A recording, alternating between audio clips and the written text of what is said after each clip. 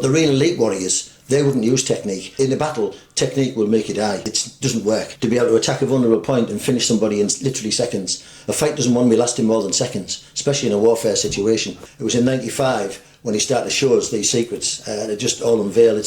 And it's not the Bujinkan system. In fact, what he called what he was teaching was the anatomy of Budo, and that made a lot of sense. Hello, my name's Dennis Bartram. I'm one of the few Westerners that had the privilege to be taught the principles of the Matsutara scrolls by Dr. Hatsumi, who had these scrolls dating back 3,000 years. And he taught us those secrets, the way of healing from those ancient concepts. We're one of the few people that have that privilege. And in this series, we want to show you some of those concepts. What we were looking at was an art for warfare. It was a martial warrior type art. It was equated on the other side by a medicine. So the same points that you would touch, which are called Kyushu, vulnerable points for change. Now, vulnerable points for change can mean you can make something collapse or you can make something correct. And he taught us how to approach these Kyushu places, these weaknesses, through the movement, through the medicine, and the Budo and the medicine became one. So he said that Budo and medicine were one when you understood the whole concept, and that was much more important to understand that whole paradigm than one side of just an art using weapons. それが神が保つ医学がアマツタタラなのね。And Amatsutatara is the medicine 進歩じゃないの、 perfecting 神が God. 保つ。 It's not about progress. 絶えず人間には必要なものなんだよね。 It's something 時代が that, 変わっても。 no matter what the time, is something that's necessary to man. Yeah, traditionally in the East, both in China and Japan, India, other countries like that, all healing systems were also linked to martial arts. So martial arts masters were also masters of the medicine, because they understood the energy flows of the body, what we call the Kyushu, the vulnerable points which you can revive. So you can use battlefield medicine. So somebody could have collapsed, you could press various points, revive them. Things of that. You could also sedate, you can kill with the same points. So the same points which are called Kyushu, which are they're the vulnerable parts in the body where they can either be attacked or healed from. And Hatsumi had records going back 3,000 years from an ancient school called Hichibuku Goshinjutsu, which was the system of self-healing for the martial system. And you'd already trained in Western styles of healing when you got to meet Dr. Hatsumi. You were already trained osteopathically and chiropractically, and you'd been working that way for quite some time. Yeah, I started my clinic in 1975, and I was studying osteopathy, cranial work, chiropractic work, different massage therapies from different parts of the country, of the world, and starting to put that all together with kinesiology, muscle testing. So it was quite an eclectic mix. And I was also doing karate from the age of 20 till the age of 35. And when I was osteopathically trained, the style of manipulation suited the sort of snap technique of karate. In 1985, I didn't become disillusioned with karate, but I'd done all what I'd wanted to do with it. And I saw and met on a field in what we call a taikai, a 3-day event, Hatsumi, for the first time. We'd been training for a year before he came to England. And then I saw this man moving around, and I'd always believed when the student was ready, the master appeared. And all of a sudden that day I went, that's the master, I need to follow him. He had all the qualities I was looking for. Then I found out he was a doctor of Sakotsu medicine, which is Japanese osteopathy in inverted commas. So that really intrigued me. And some of the things he said, he would treat his patients with his taijutsu, and he would treat in the dojo, he would apply some of the pressures that he used on his clients to see if they worked in Budo. So he was mixing with that. So for 10 years, I applied that into my practice. So from 85 till 95, when we actually went to meet him for the first time for this guidance, he acknowledged what we'd been doing and said, of course, he teaches from the scrolls of the Hichibuku Goshinjutsu. So he enrolled us then and started to teach us these secrets. So you must have been quite excited to actually find what you would consider a master of both martial and medicine after being trained in karate and looking absolutely the dream. I remember the first visit to Japan was in 1992, where I'd been practicing since 1986, and I was in the dojo, small dojo, and he'd seen me balancing people on the sidelines if someone had injured themselves, so he already knew of what I did. And he came over and he put a wrist lock on me, and the wrist lock disengaged my hand. I couldn't get my fingers to go back to where they were, and he just smiled and said, understand? And I went, for someone to put your wrist there and not break it, that is some skill. And he undid it. and laughed, and then immediately did it again, which proved, you know, first time wasn't luck, it was skill. Another thing he did was, from a hand grasp, he pressed a point and you collapsed to the floor. And I remember the instructor that I was with at that time went back to our accommodation, and he got angry with me because I wouldn't show him the point. And I kept saying to him, there is no point.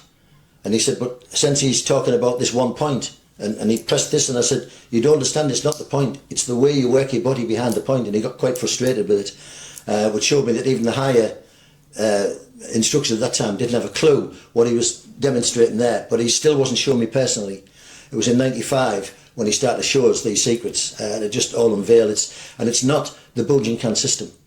So when you watch Hatsumi, he's teaching his Bujinkan schools. His Shihan, his trained instructors are teaching that system. Now, that system has techniques in it which he would show variations of, which is called Henka.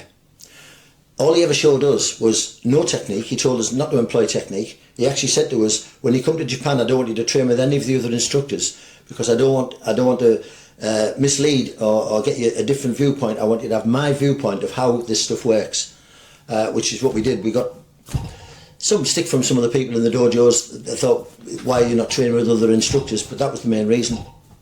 And what he showed us was his style of, not even technique, his style of making the body work differently. So what you've got with the system in martial arts is most people fight with the fists, obviously closed fists. And he said you might as well be an ape, because we have 5 fingers that can do all sorts of things. We have different ways of moving. We have body movement that can work around the body. And so he taught us how to use something called a shimmy, which basically the system inside of it called koppo would be a bone breaking technique. So someone punches, you could break it with a weapon or with your fist or a sharp object. He could cross what we call the interface of the skin and influence a person's nervous system and make them collapse into defeat with no pressure. And that was a high level skill. And he said he tried to teach the Seahans, his teachers before, and they weren't interested. And he was pleased that he could pass this on to us. But it also was the opposite side of the healing, because we were using the same points in the same way to revive the energy flows, the same way like an acupuncturist would, or with manipulation or soft tissue work on fascia would have these similar effects. But his had a much more deep and much more remote effect, and I could identify with that. I knew I was in the realms of a master. Yeah, when he chose us, the 3 of us went to Japan with the research that I'd said I'd been personally doing for 10 years, adding that skill into my body work and wanted guidance. And he took us on, and there was only those few. He added 1 other later, but for the first 10 years he was just teaching us those secrets and shared that with us. Yeah. So we were actually the first that he'd actually shared the Amatsutatara scroll secrets from. So we were very privileged in that occasion, and he showed us all of that concept because he wanted to pass it on. And where he tried, even with some of his instructors, they were more interested in the heritage and the techniques, whereas because I'd showed this interest in that research, we were privileged, and I think he was pleased that he could actually pass it on as a heritage. Well, yeah. So that was really understanding, with your understanding already of the anatomy of the body, that helped with what he was showing you in terms of the nerves and the pressure points and all that side of it. But that way of moving is something that's not necessarily, not only in other martial arts, but not actually in the Bujinkan system. It was something that he... That's right. It was very different to that, and it doesn't involve technique at all. And most people, we can talk later about left brain and right brain, and also the Japanese brain. The Japanese brain and the Japanese language is all mixed up of pictograms and pictures, pretty much like our right brain is, but theirs is on the left hemisphere. They're totally switched, but they will smell wind. They'll feel, they're more in touch with nature. So sense and feelings were a very big part of where they came from. And so when you look at the way of learning, most people learn techniques so they can learn form. But if you go way back in the samurai tradition, children of a very small age would start to train with bokkens, wooden swords and this sort of thing. They'd learn these techniques because their lives depended on it. Some of them would be going to war at 14. So if you needed a big army, what you needed was people with skills using weapons en route. And so technique had to come about then. But the real elite warriors, they wouldn't use technique, because in a battle, technique will make you die. It doesn't work. you've got to look for the openings, you've got to create the openings, you've got to have the body movement, the tai sabaki, which is moving around your weapon, the taijutsu, which is the body motion to make it work. And then when you get through there, to be able to attack a vulnerable point and finish somebody in literally seconds. A fight doesn't want to be lasting more than seconds, especially in a warfare situation. And so he started to teach us some of those principles, well, a lot of those principles. Yeah. And that brings again back in that warfare or battle situation. You've got to understand the anatomy of the person that you're trying to harm, but also if a friend or someone was injured or yourself was injured, you could actually help to fix those, a broken bone or reset a joint or something like that. Absolutely. And when they're on the move, you need to know about the herbs, you need to know about different teas that would have healing qualities, you need to know about things for yourself, so you had to learn a lot of self-correction as well as others. And in actual fact, what he called what he was teaching was the anatomy of Budo, and that made a lot of sense. I remember we walked into the dojo one night. We just arrived on the plane, and there's about 100 people all training away. And as we came in, he announced. He said he did a technique and said, "Only these people understand what I'm saying because they understand the anatomy of Budo." And again, that made a lot of sense, because you see him touch various places and the person collapses. And all people can do is press. They don't understand the taijutsu and what's going on the other side of the nervous system. And because we could, he said, because of what you already know, I can teach you this. So if we didn't have that base knowledge, he wouldn't have taught us. But because of what I'd already researched and put forward, and then asked him if we could have guidance, he was over the moon that somebody had gone to that level of trying to understand the other side of his art. Yeah, absolutely. I think one of the things that maybe people who look at Hatsumis or Bujinkan techniques say, oh, that wouldn't work necessarily on the street or that sort of thing, but a lot of the time when you're saying you're affecting the person's neurology, that doesn't necessarily look, like what it would look like on a movie. Absolutely. It's not Jackie Chan. Yeah. It's very different. And the whole basis of it was an assassin's art, his Budo.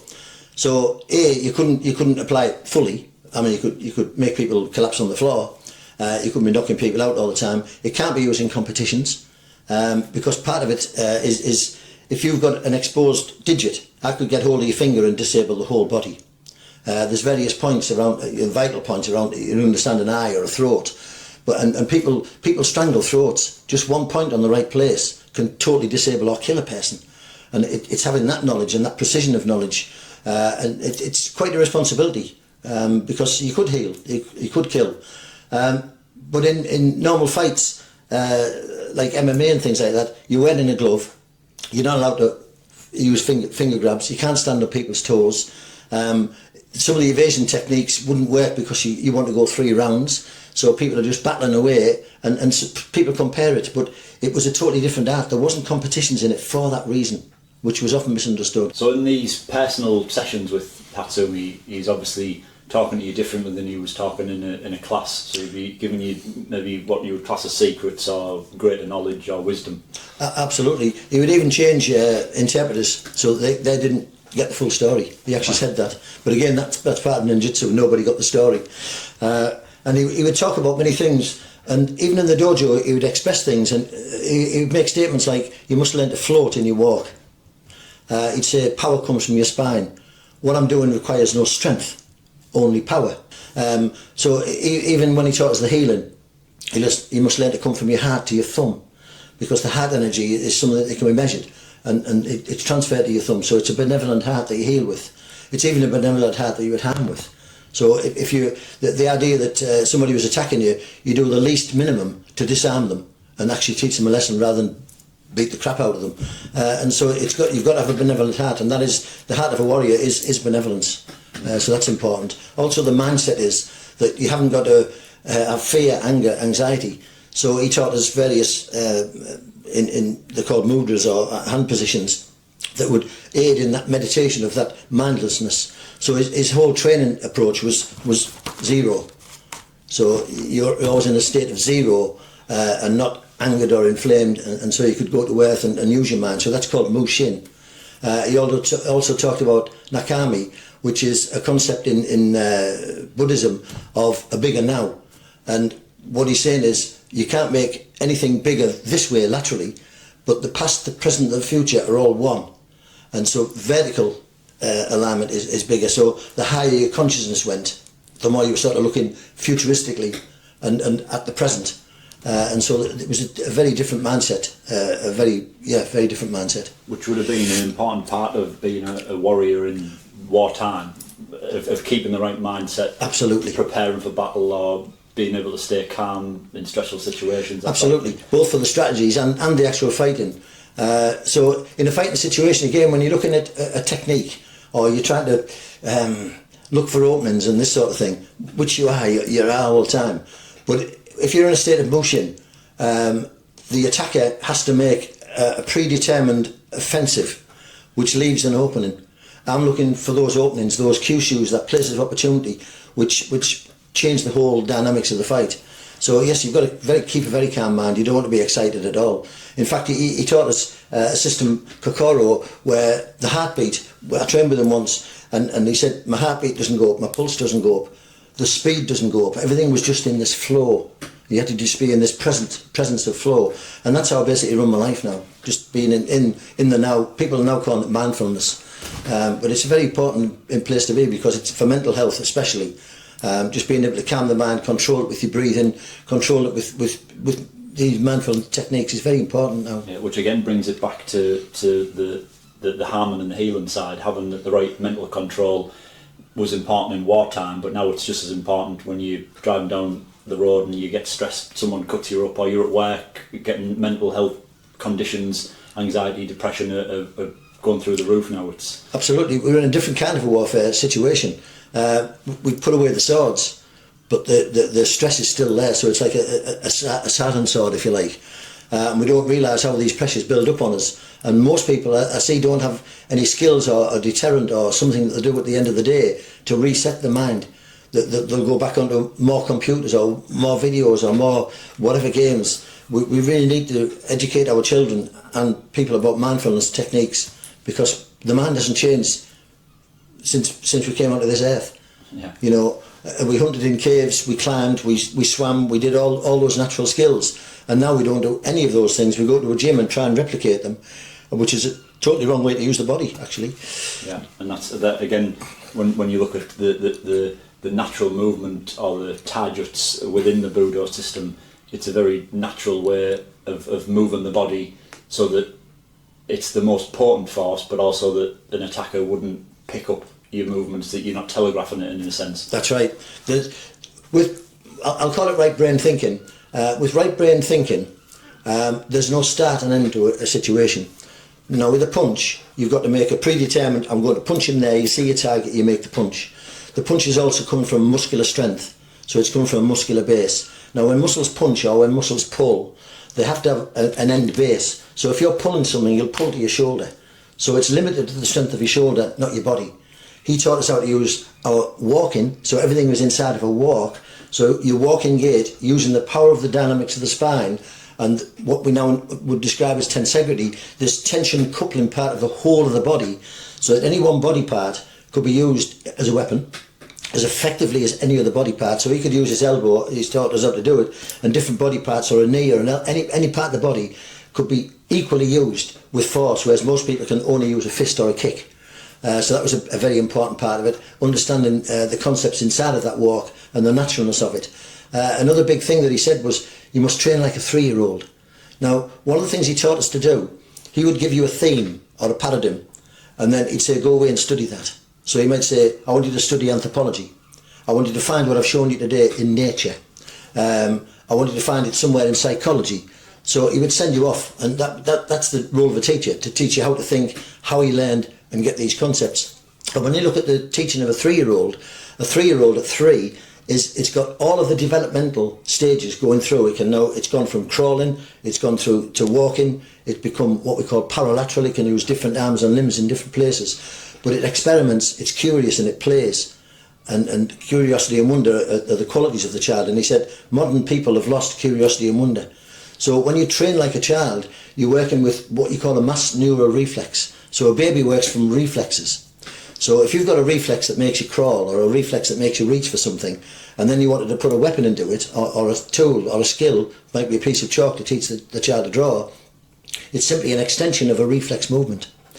And by the time we get to about the age of 7, we've de-schooled most of those reflexes out.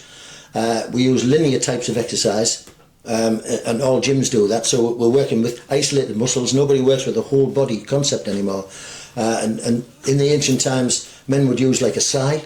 They could sigh a field all day long because it was a circular movement, which is actually an anti-gravity movement, the way the body's used. We're against gravity all day long. So this natural movement was the base of how you'd move, to apply it as a science, as a Budo, as a therapy. And there's more and more research now, especially research into fascia, like you say, Dr. Stephen Levin's biotensegrity, showing how the body is actually in suspension, and the more you can move it in that natural way, it's actually much better for the joints' longevity and for the health of the body. Yeah.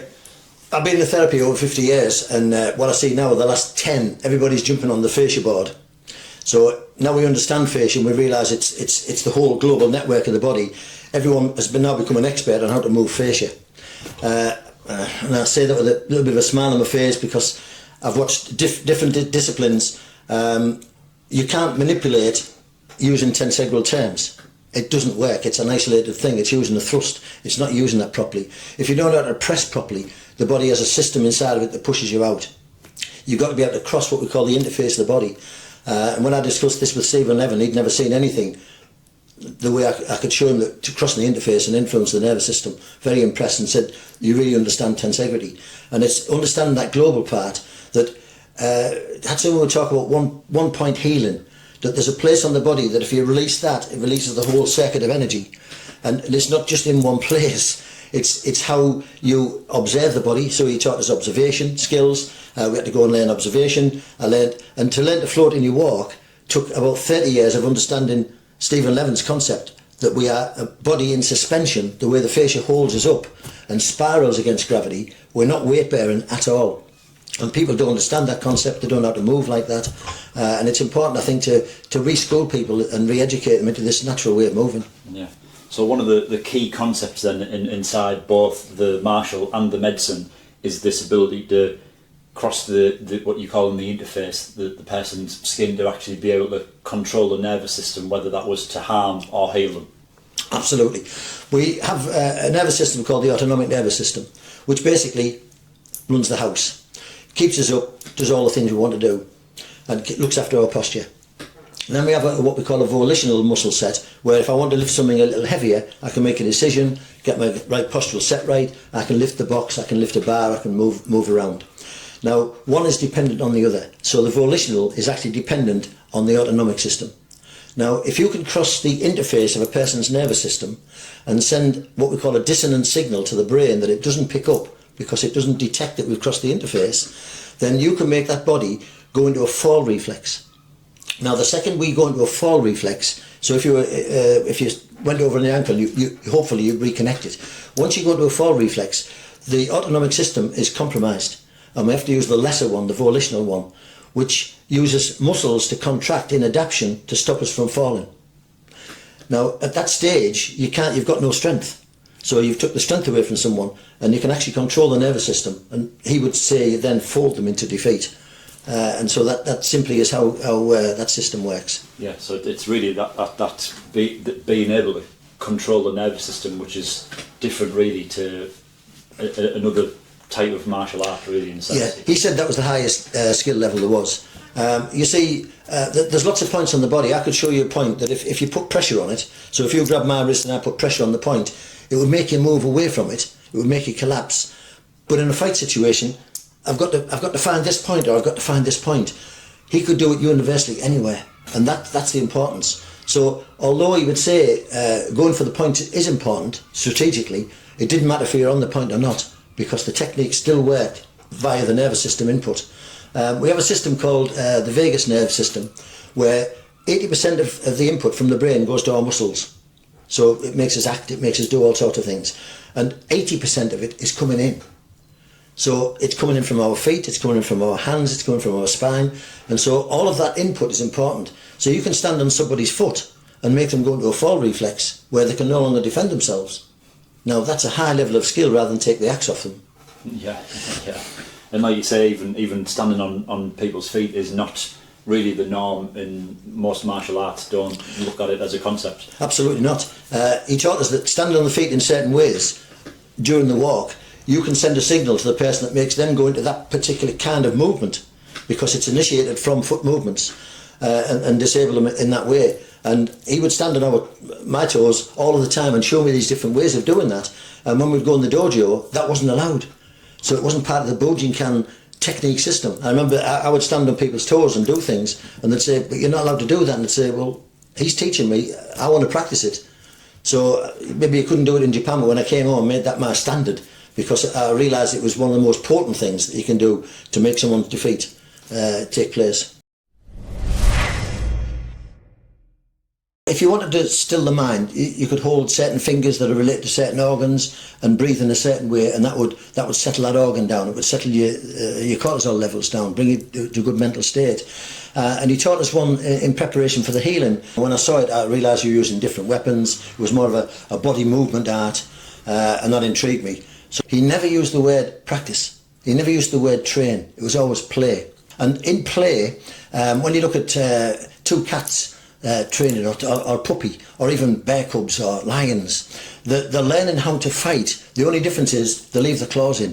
Hatsumi he described it to us as meditation on the move. Jesse Enkamp done an excellent one when he was interviewing somebody on the concept of fighting, and he realised that most of the people now are not sparring anymore, because they realise that they're in fight or flight all of that time. And so a lot of these ancient concepts the Japanese have employed all of their lives. If you look at Japan, I think they've got 95,000 people over 100 now. That's unique in the world. And they all employ this sort of Zen-like approach to life. It's very simplistic. They keep moving. They use natural movements. They sit cross-legged. They squat. They do lots of things that are natural and now being looked at because they're standing out. Neuroscience is now backing that up. That they can wire the brain up and see which parts of the brain, what sort of chemicals are we making when we're stressed, what sort of chemicals are we making when we're calm. With that combination, we can do anything. So you can come onto somebody's collarbone. You can come under somebody's jaw. You can get hold of somebody's wrist. Basically, I'd not become disillusioned with karate. That's the wrong statement. I enjoyed it. I loved it. It was my life. But it wasn't fulfilling the purpose that I wanted. And a friend introduced me to go and look at ninjutsu for the first time. And when I saw it, I realised you were using different weapons. It was more of a body movement art, and that intrigued me. So we trained for about a year, and then Hatsumi came and did the first Taikai 3-day event. And at that point, I saw him moving his body in such a way that was the master I was looking for. So I'd done yoga, I'd done some Tai Chi, I'd done different kung fu systems. Also during that period of time, looking for the right answer, and all of a sudden everything was in one place. It was very hard training at that time, but the way his body moved was unbelievable. He was touching points and people were falling. He was throwing people with ease, and that just intrigued me as a body movement technique system. I started karate when I was 20, and it was a very good discipline. It was very difficult for me to learn because I was dyslexic.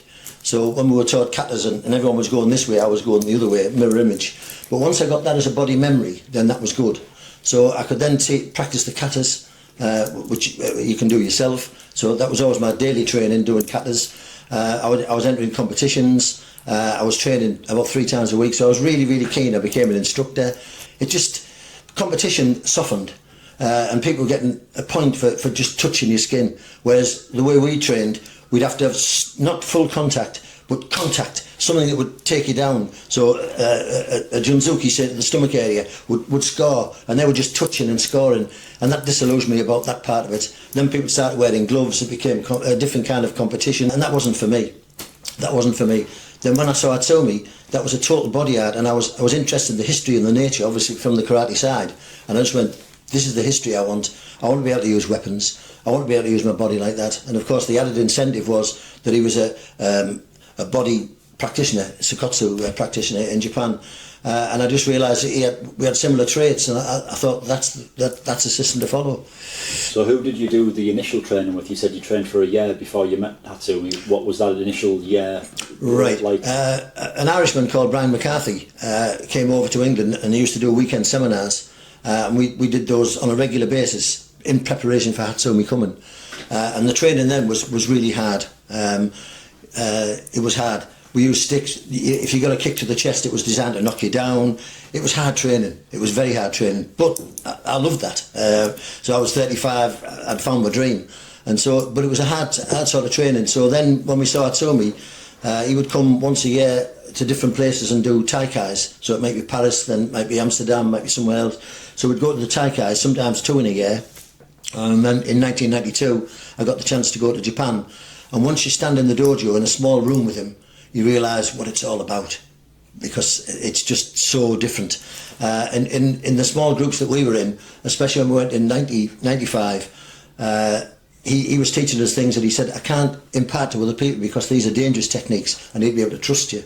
And it wasn't form, it was the points that I want to know, it was the neurology. But because of what we understood, he said he could impart that knowledge to us and show us how to influence the nervous system rather than bone breaking, using the taijutsu, the body movement, the different ways of using weapons, and that just totally sucked me in. I was totally hooked. So again, that sort of brings in that other side to it, the hurting and the healing side of it, using the same vulnerable points, which is, like you say, quite a responsibility to know how to use a point when you're training, especially. Very much so. There's a point in the neck that I won't go specifically to, but the vagus nerve is superficial. It's near the surface of that point.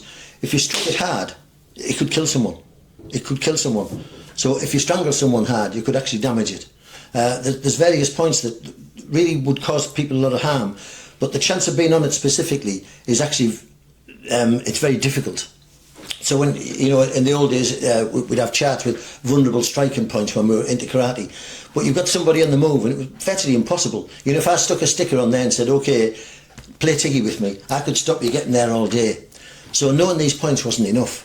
You had to be able to across the interface, across the space between you and the opponent, to put them in such a way that those points became vulnerable. Then once you reached them, that's where the body art came in, and that's what Hatsumi had. And I didn't see anybody else do it in the way that he did it. It was unique in the way he did it, and the way he taught us was unique. And it wasn't part of the Bujinkan system. And what I'm not doing here is trying to say anything about the Bujinkan system. It's historical, it's got its heritage, it's perfect. I'm a Bujinkan through and through, but Hatsumi showed us stuff that he was doing that was different. It wasn't technique, it was a different feeling. And he tried to teach his Shihans, his top instructors before, but they were more interested in the heritage and things. So he welcomed the fact that we'd done our research and we were eager, and I think he was happy to be able to pass this piece of information as a heritage on to us. One of the biggest things that I would say about the way he trained was the flow. There was no 1-2 techniques, which suited me perfectly. So in karate, you've got lots of key-ons where the person's going to punch, you respond. So it's still a punch-block situation, then a counter-attack. And so there's still sequences that the left brain loves. You can be very fast with that.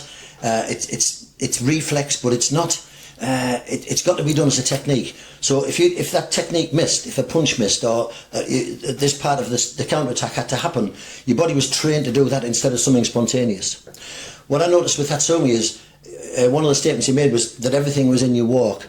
And in one of the sessions we'll actually study the whole of the spinal dynamics, what we're talking about with this walk. So in Japan, walks are called aruki. So we think of walk as just going forward like a pedestrian walk, but it's in all directions. And also diagonal directions, so you should be able to escape or hit or strike in any of these directions, so it's in your walk. So he could close in on a person with a technique that became another technique. So most people would punch, the fist might retract. He might punch a place, turn it into a store, turn into a point and collapse you down. And that was unique. People weren't adding things on. Now the right brain needs to do that because it hasn't got a start, it hasn't got a finish. So there is no technique in there, there's just a flow, and the technique becomes the collection of your vectored forces for one moment in time and then becomes something else. It doesn't have to retract and start again. And as you're walking, you're moving, your centre of axis of any object is the place where it's balanced. So in a ball, obviously, would be in the centre. And as the ball rolls, the centre of axis would move with the centre of gravity and never lose its place. If you do a long punch or a long kick, if it's slightly blocked or something like that, you can be off balance for a second, which is one of the things I'm looking for. I'm looking for that place. So if I can misdirect your punch, then you've left me an opening. I can then move in on that. Now, Hatsumi would show some of the form steps, but the way he taught us to move was very short steps. So he might take 2 or 3, 4 steps to get to you, but it was really fast. And you didn't see him coming. Like we talked about the dragonfly the other day, you didn't see it. The brain didn't interpret that this was coming closer. So you're misdirecting and you're also motion camouflaging. And there was lots of concepts. You've got to understand how the eye's binocular focus to be able to misdirect something the way a magician does. So lots of things were different in that flow. And that's one of the biggest concepts, really. Yeah, brilliant. I know we've got some footage of some old training when you trained with Dave, who studied traditional karate styles for over 35 years, and some of the concept of not blocking a kick necessarily, being in a different place, moving in when you might think it's not safe to move in, but that's maybe the only option you've got with the... Yeah, that day's training was unique. I mean, he came to our classes and then we did that little piece of footage, and his kicks were fast. Blink of an eye and he's got your head. And he couldn't believe that when he fired a punch off, that I could actually move in, not block the punch, not be in a place where it was going to be effective, took his balance. That was the biggest thing. He says it on there, that I blocked his counter-attack punch, so misdirected the kick, stopped him from using the Gaikazuki counter-punch, but the biggest thing he realised, I totally took his balance. That was unique to him. And then you'll see it, you just make it collapse. Because you've already got the person in balance, they're using the volitional muscular system to keep them up, but it's fighting to keep you up when you've lost your balance. So once you've took a person's balance, you're halfway there, and then of course completely with the flow. So that's how that works. Yeah. So in the Budo training, when you're talking about this left brain, right brain, what's the best way to actually start to train this non-technique flow type style? You've got to go back to the statement he made, train like a child, train like a 3-year-old. And he didn't mean train like a 3-year-old and be immature. But a 3-year-old's developmental process is complete at 3. They've gone through the crawling stage, they've gone through the walking stage, they've become what we call paralateral. So you can use this arm and that leg and this movement and that.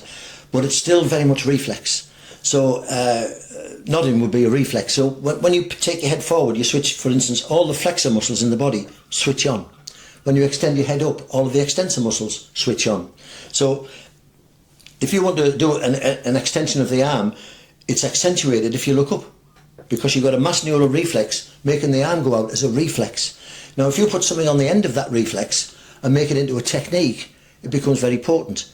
And so when children learn, they learn by meme and they learn by play. If you're learning something, in the Western world we repeat it hundreds and hundreds and hundreds of times to build a neural pathway. So a baby finds out where its mouth is quite quickly. It finds out where its eye is so it doesn't poke it out. It knows how to scratch it. It knows how to reach for things. And all of that is reflex behaviour, but based on body sense and body memory. So a baby looks at something and imagines it in a big way, and also memes it. But it memes it with a muscle memory. It's not copying. And the Japanese actually teach that way. And so Hatsumi taught us that way, and for me, being dyslexic, that was a perfect model for me to follow.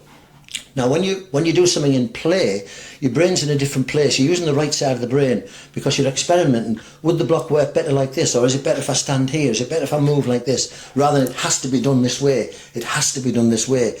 And so in the Japanese karate system, you only get graded higher when you become better and better and better at that particular perfection of the technique. Well, he was saying no technique. So he was encouraging after 5th grade to not have technique, and encouraged to do that. Now, when you're playing with something, you're working with a wrist lock and you think, well, if I move around there, it's more effective. If I do this, that's more effective. So you start to play with the technique, and it takes about 40 repetitions, if you could call them repetition, 40 attempts or 40 plays to make that into a neuro-wired system. So it then becomes body knowledge. whereas repetition takes 400 times and still is left in the left brain domain, has to be executed as a technique, not as there's an opportunity, it looks like this. So an opening could look like many things, and if you had a technique, you could only do the technique to it.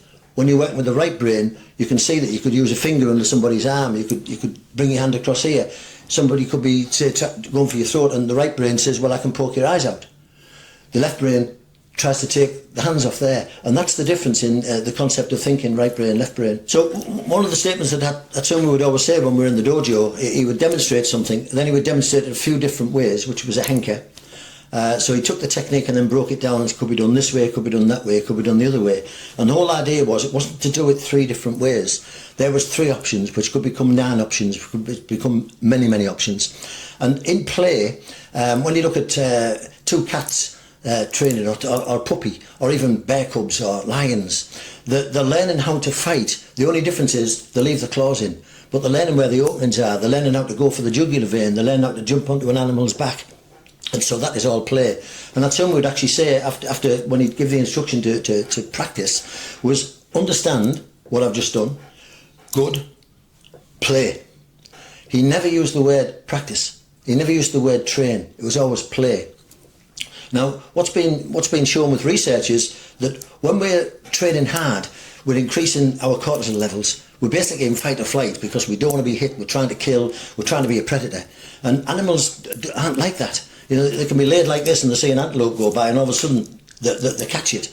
And when you look at an animal, when you look at a cheetah chasing a deer, the deer will zigzag because that's a normal evasive tactic. It can be running up to 60 miles an hour. A cheetah can reach 65 miles an hour. Its feet are off the ground most of the time. At 65 miles an hour, it could get kicked in the face, it could break its jaw. It's got to take one of its paws, trip the animal up. The animal then goes into a start of a fall. The next thing it does is claws its lower back, which is a system called the cloacal system, which, when it's clawed, makes the animal move in a particular predictable way, which you can also use in healing. The animal then turns. The cheetah would then grab it by the jugular vein, but didn't dare draw blood, because the wolves and the jackals and things would take it off it. And so after a 20-second run to catch its prey, it needs 20 minutes to revive itself, and then it can start to eat it. Now, all of that's in play. Now, when we're learning in play, when we're not in play and we're in technique mode and fight mode, we're producing cortisol, which is a fight or flight chemical. And the opposite of that is dopamine. Now, when you're playing with something, you're just playing, it's soft, the brain is making new neuropaths. Neuroscience now, it really understands how we learn and how we make neuropaths. So pathways of learning, and they need to become automatum to the child, and then obviously to the adult. And what I was saying, by the age of 7, that's almost de-schooled. So most of the concepts we've learned as a reflex as a baby up till the age of 7 should now transfer to the gestalt brain of the right brain. But the way we school our children, it doesn't. So we're conditioned to try hard, to train hard, to push hard, and that's not good for mental health, it's not good for our bodies, it's not good for aging, and the opposite is. So the longer you play, you're going to play forever. You know, people play and they don't get old. And so that's an important part of the concept of playing.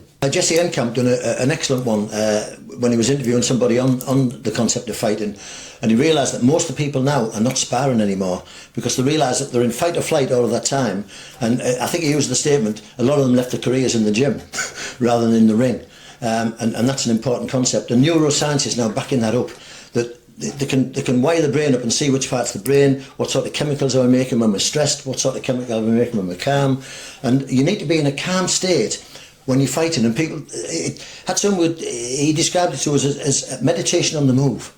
And you sort of look at meditation, you think of a Zen monk sat cross-legged and he's still. How can it be meditation when you move?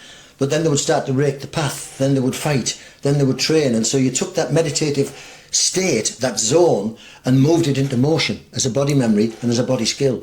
And that's what we really need to be doing as an art, to keep us young, as an exercise form or a fighting art. The whole concept is that we're producing the right chemicals, which is the right mindedness, good for mindfulness, good for mental problems, good for focus. And it is meditation on the move. We need to learn to do more simple things like when I'm gardening, I'll look at something and you focus totally on it. So you're using the trowel in a certain way, or you're lifting a rock in a certain way. You've got to be mindful, and that keeps us in the right place. It keeps us young. The right chemicals going into the brain.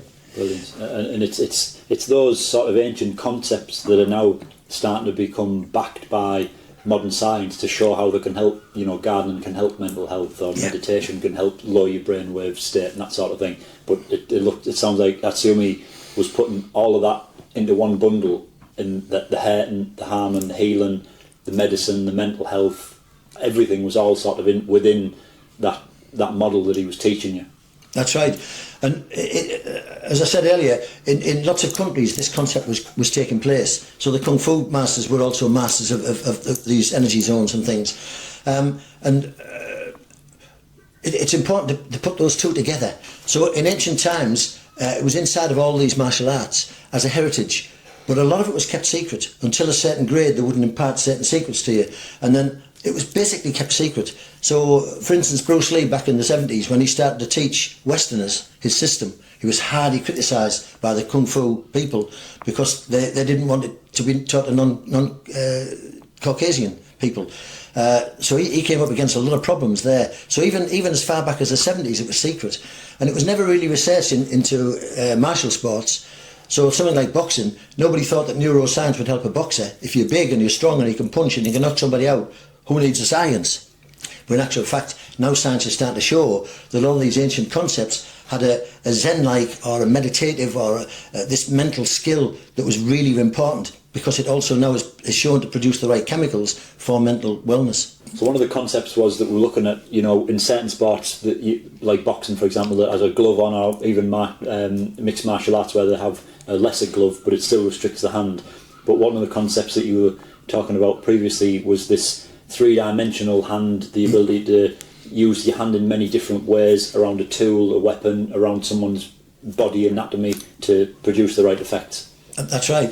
If you punch somebody, then all you can do is punch them and then bring your hand back, because being left out there is of no use. You've made a punch, you've either hit or you've misdirected or it hasn't. So you come back and then you counter punch or you counter kick. So it's one punch, two punch, whatever. As I say, Hatsumi had this adaptability. A punch could become a store very quickly, could become a finger thrust.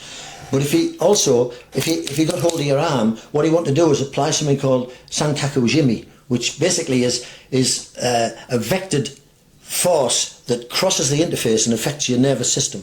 Now, if you grab hold of somebody's thumb and you use what you call tai sabaki, so Ningo is a skill of using the fingers. So humans can oppose all of the fingers. A chimpanzee can't. So that's our uniqueness. That gives us what we call a precision grip. Now, a monkey can hold a stick and maybe open a coconut, and that's called a power grip. And when make a fist, you've got a power grip, and you've lost the precision. You're coming from a power base, because when you punch from a place of stability. So you're punching from your shoulder, you might be punching from your back foot, but it's still coming through as a one punch thing. Whereas when you make contact with an open hand, you can use the Ningu to have the dexterity to grab different body parts, to cross the interface, to go to these vital points. And so the concept is that humans have a three-dimensional hand, so thumb pointing up, this pointing that way, and fingers pointing that on what we call Cartesian coordinates. So with that combination, we can do anything. So you can come onto somebody's collarbone, you can come under somebody's jaw, you can get hold of somebody's wrist, you could pull and traction the tissue. Now, what's being shown inside of tensegrity is that the body sleeve, the body structure is made up of something called fascia. And fascia is a very elastic medium and covers the whole body, and instantaneously messages cross to all parts of the body globally. So if you imagine the skin on a balloon, if you pinch part of it, the whole of it is affected. And that's really starting to be understood as a concept now. Now, if you cross the interface properly with a thumb contact, and it doesn't need to be on a vital point, and you're using your body motion behind, there's targets behind, then you can disenable the whole of their nervous system, because you can take about 90% of the elasticity out of the whole body. And then you're sending dissonant signals to the brain, and that makes it go into a fall reflex, which makes it then have to think about falling rather than defending. And he would say, let a person grab you, but don't ever let them leave go. And I'd do this with, say you're working with somebody with a stick, they go to attack you with a stick, you make an evasion, they will not let go of that stick. And they've got two hands on the stick, that's great. You know, you're doing what you want to do while they're still trying to defend you with a stick. So it's understand that other side. And if you're not skilled in that other side, you're not going to leave go of the stick. You're not going to use a finger because it's not skilled in doing the job you want. Yeah, I know a lot of the times you've seen clips of Hatsumi and you yourself when we're training that you'll get hold of a finger and a lot of people will say, oh, you know, that you can't control someone from a finger, but you're controlling more than just that joint. You're controlling the neurology and the rest of the person from that one. In two ways. One, you can send a very painful message to the brain. It can be very, very painful.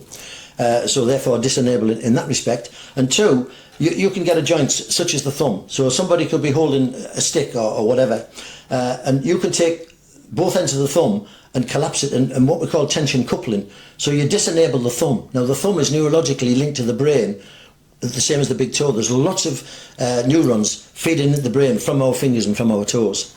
In fact, the vagus nerve has 80% input from our toes and fingers going into the brain. So it relies more on input coming in than it does for motor coming out. Now when you disenable, one is it's painful, you can make it painful or you can make it not painful, but you disenable the whole body because it's tension coupled. You can actually get hold of somebody's thumb and direct that energy vectoring all the way down to their foot to keep them stable. So a person that wants to say bounce around and stop them moving, you can disenable them in this way. And so you're controlling the nervous system, the facial system, the whole energy system is disenabled with this approach of Ningo and dexterity. And being ambidextrous and paralateral is using all hands. You've got to become even more than ambidextrous. You've got to be able to work in all sorts of different directions, different body parts, to be able to have the skill added onto it. So it's not just about hands and feet. And again, the way it's taught was if you went struck somebody with a stick, again it's a one. He could do that and you go to block and he would change the direction and hit you somewhere else, which again is this right brain sort of flowy movement going through what we call lemniscates, and having an open hand is just so different to grasping onto something and using it in that way. Yeah, one of there's not that many pictures of Takamatsu, which was Hatsumi's teacher, around, but one of the pictures is he's holding a hanbo, which is a staff, and he's holding onto it with his finger down like this. And you look at that and you go, why would you do that? And I've got a book with a 16th century print of a man drawing a samurai sword, and his hands are open. You don't hold with a grasp. And once you grasp something, it limits the amount of movement and directional forces that you can take that through. Where when it's free, you've got this dexterity, this ningo, that you can change the direction of the weapon by revolving it around your hand or your body and bring it, you can take a sword around here and give it to the other hand. And when it got to this hand, it was just as effective as this hand. You could do that with a 6-foot staff by bringing it around. So understanding this spatial awareness, this dexterity, this paralateral skill, and this right brain, no start, no finish concept is the whole paradigm, really. And I know when you're teaching people that you put that into scientific terms in a sense to make it easy for people to understand is short arc and long arc. Long arc, yes, yeah. If you pull something or you lift a heavy object, then you've got to pull against something. So people pull to the shoulders. Now it doesn't have to be a heavy weight. That could be a mouse. That could be a steering wheel. That could be a tool, rather than just being a weapon that you train in the gym with. And so that's what we call that short arc. So eventually these muscles in the upper chest tighten up. That can affect neck pain, it can affect shoulder pain, it gives you repeated strains in the forearm because they're not being refreshed properly. Now when you work with the whole body, then your toe movements and your spinal movements are as important as the thing that you're holding. So when you're pulling something, you're pulling with what we call a long arc, which is, it's helicular. So it's got a torsion to it that comes right from the toe, right through the spinal dynamics, and is transferred to the fingers, so that when you outreach your fingers, they're as potent as if they were close to. Whereas most people, the hand way out here has no power because it can't rely on this power base, so it's pulling to here. Whereas when you're using the Sankaku Jimi approach or the three-dimensional Ningo, then you're as powerful out here as the body. So it's that we call that long arc. And that's really the big difference between the way he showed. Techniques are short arc and his movements were long arc. And that's the way you can put them inside of a walk and make the dynamics of the spine, which I'll explain later in great depth, is unique. And he had this knowledge, and it took me many years of studying chiropractic concepts and anatomical concepts to understand how the dynamics actually fed to all of our limbs, and that was important. So one of the other concepts that I was learning alongside, because I was quite eclectic in all the things I was putting into this bundle, was something called neuro-linguistic programming, which was pioneered primarily by Richard Bandler and John Grinder. But Richard Bandler had his own flavour and style on it, and that's how I trained under. And he would show you something called modelling. So if he wanted someone to improve the basketball skills or the dart throwing skills or the snooker skills, he would actually go inside the person's head and ask them how they do this, and then he would model it, and then he could either show that to somebody else so it would be reproducible or improve their model. Now, visualization plays a big part in any learning skill, and most people don't realise that they actually see pictures because they're out of awareness, but they are there. You need to look at those pictures, and if it's the wrong picture or you're producing too much cortisol, then it interrupts your flow. So you can be the best snooker player in the world, but if you're stressed out, that can make you have a bad day. So you've got to wind all that stuff back, and so modelling was a big part of NLP. So when I was looking at Hatsumi's movements, I would look at him and go, right, it looks like that, how does it feel? So I would come back and practice, and some of the concepts, you'd see him do something quite simple, and the person would collapse. And we'd come back to the dojo, and it would take many sessions, sometimes months, and all of a sudden, the concept would work, it would start to work, because I would pursue the modelling and the miming, rather than trying to find a technique that answered it. I was never satisfied with a technique that did it, because when I saw it, it was like, that looked easy, it looked like he used his whole body, he's not doing this, he's not doing that, and then he put all that into the meme model, and NLP helped me to structure that and then be able to teach it back to other people in a simpler way. So in a sense, you were sort of looking at his skill and trying to copy the movements that he was making, in a sense, to get the same effect. That's right. At the end. Yeah. So again, when you're playing with something, so say it was a stick movement and it had to do this, it had to do this, it had to do this. Repetition builds a neural pathway. And then it becomes a technique, but then the body dramatizes that skill. It doesn't get any better than that technique. You can just make it more and more perfect, but it doesn't extrapolate, it doesn't expand on it. Now, when you're playing with something, it could be like this, but it could be like this, it could be like this, it could be like that. So there's many variations going into that meme model. And so the meme model was never set. So the brain doesn't dramatize it, it's constantly laying down new proliferation of what we call neural pathways. So it had many options all of the time. And that's really important for mental wellness as well. Anxiety, for instance, the frontal cortex of the brain, when we become stressed, gets too much cortisol in. And the limbic brain, the amygdala, takes over and we go into fight or flight. We become very irrational then, we're not using logic. Now, once you know how to bring that energy back to the frontal neocortex, you change the way you're thinking. So that's really useful in mental wellness, well-being. And so a lot of these ancient concepts that the Japanese have employed all of their lives. If you look at Japan, I think they've got 95,000 people over 100 now. That's unique in the world. And they all employ this sort of Zen-like approach to life. It's very simplistic. They keep moving. They use natural movements. They sit cross-legged. They squat. They do lots of things that are natural and now being looked at because they're standing out with a longevity program. The concept he taught us was, he called it kangi, which is basically a body-mind set. So if you wanted to still the mind, you could hold certain fingers that are related to certain organs and breathe in a certain way, and that would settle that organ down. It would settle your cortisol levels down, bring you to a good mental state. And he taught us one in preparation for the healing, but also when he was training, it's called lume, that's how it's pronounced. And the way that configured it was a continuum. And so he said that the way you train, one day he took us in the dojo and he said, look, this starts here, and it doesn't end there. So although you draw it, it's not a start and a finish. It's this repeated, this flow. And once you've got that flow, it's three-dimensional, it's multi-level, it's all directions, it vectors in different places, and it makes your body work as a one. And most people's bodies don't. It's singular actions, muscle actions, reflex actions, making a punch faster or something of that nature, and not looking at the bigger sense, the bigger picture. In any fight, the distance between the two opponents is called the mai. So you connect it, and it's the interaction. Is if you can control the mai, you control the fight. And there's lots of mind control techniques which were called samonjutsu in the Budo art, where even the eyes, because they're binocular, have to focus in a certain way. So when you make a decision to make a technique, it might be a thrust with an axe or a sword, then you think I'm there, you're coming towards me, and in between is the fulcrum of those vectors that the brain interprets as sight. And you can actually misdirect a person's throw.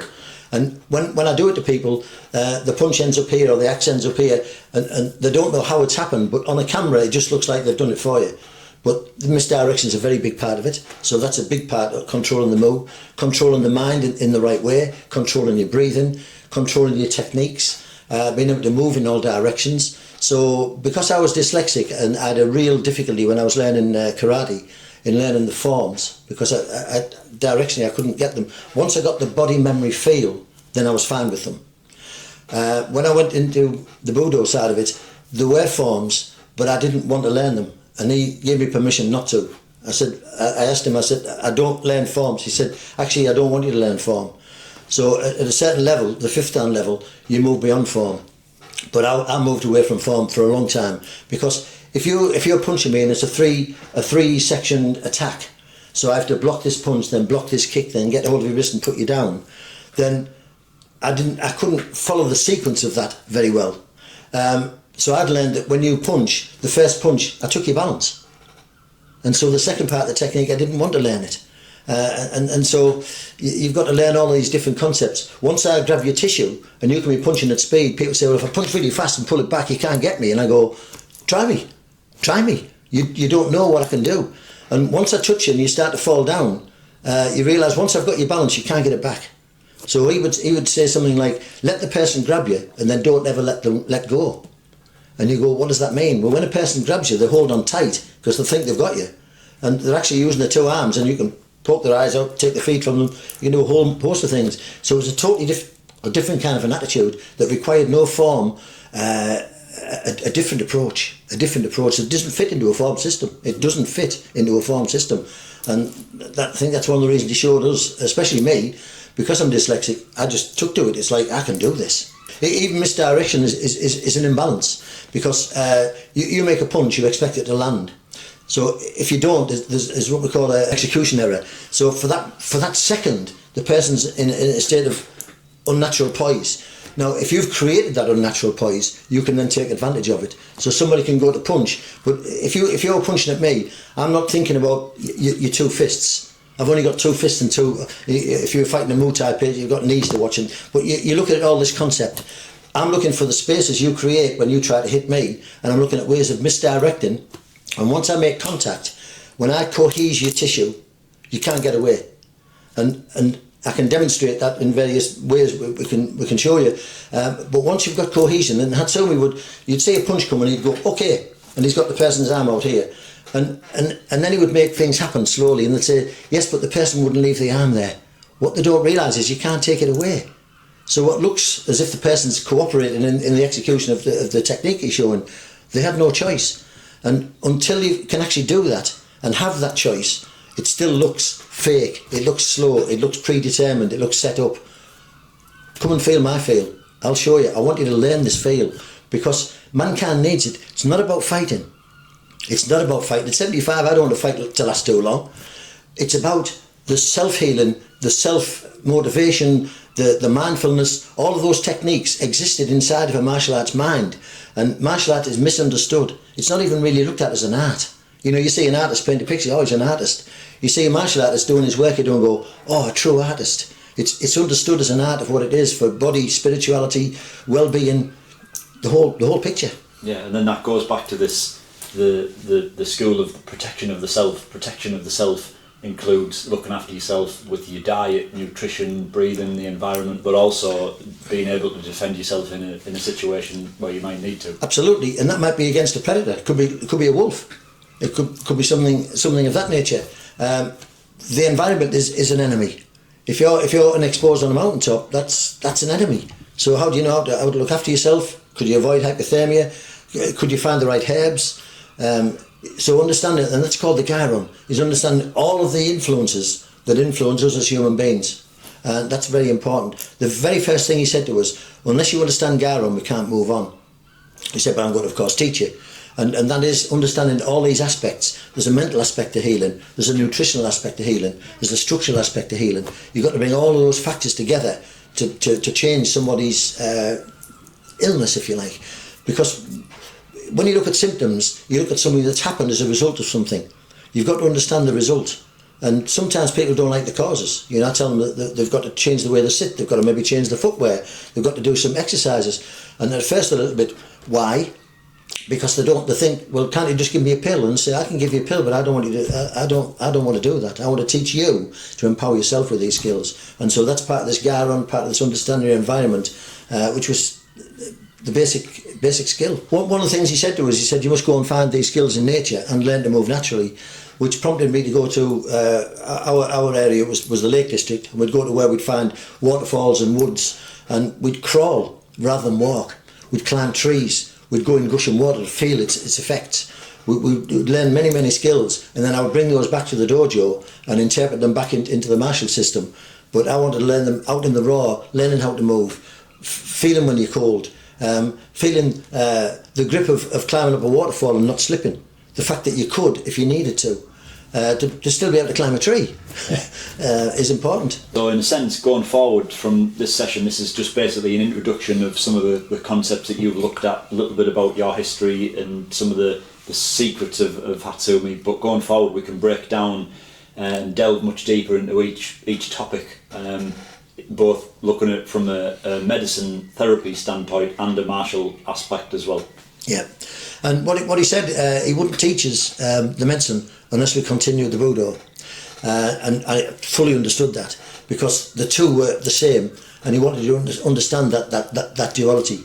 And one of the things I realised way back from 1995 was that some people might not want to come through this system, but should have knowledge of these skills. And that's what I'm doing now, is with the active balance system, I'm showing you where it would exist in the Budo, but how it exists in the natural course of things, in self-healing and correction.